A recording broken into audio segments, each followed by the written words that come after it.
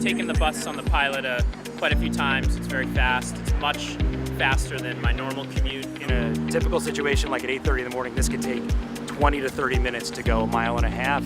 What we're hearing from people around, during the pilot is 5 to 10 minutes at the most. It's amazingly fast. We feel safer for the cyclists that we see riding next to us, and all around it seems to have been a great success. On this corridor between Rossendale Village and Forest Hills, there are about 19,000 bus trips every day.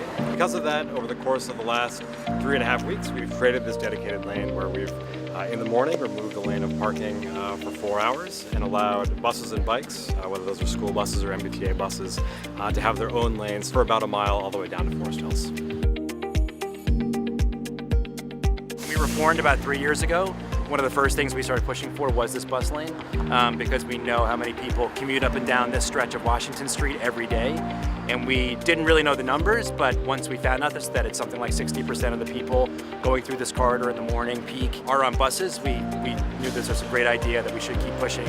We worked with community members and put them in our classic orange t-shirts to go talk to their neighbors and say, hey, do you want better bus service? And when you're talking to your neighbor, you're willing to listen. And we had hundreds of people reaching out to the mayor asking for better bus service. We love this. This is actually part of our daily commute, and so the two boys and I get on every day and go to Forest Hills and catch the orange line from there, and the difference has been huge. They move much faster, like I said, because they don't have to flow back into the traffic, the main traffic, so they have their own lane, so it is moving much faster.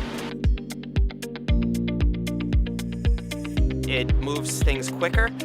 It not only helps move the buses, the MBTA buses quicker, school buses, and then it also helps with the regular car traffic that doesn't have to deal with buses in the same lane. So it's really a win-win all around. One thing that I think is really important about this pilot is that it challenged perceptions of this corridor. So this pilot helped us discover how many parking spaces are truly needed in the community and how much space we could allocate to buses and bikes. A lot of school buses are using it. Quite a few cyclists are using it. I biked it quite a bit as well.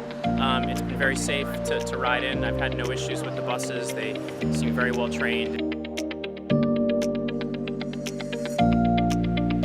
What has been great is we've actually heard very positive feedback from everybody, no matter what mode they choose. So whether you're on a bus, you're driving a bus, you're riding a bike, you're in a car, this has been very popular. It seems to have sped up the flow of traffic for everyone, and that's a great thing, both for convenience and people who are thinking about whether or not to locate somewhere in Boston, but also just for equity and economic mobility, connecting people to where they need to go regardless of making an affordable option accessible to everyone. Just in terms of moving people instead of vehicles, it's really important to think about sort of every corridor that way, and we think this is a great way to move more people through the corridor faster. We absolutely want to see more pilots more quickly in the city.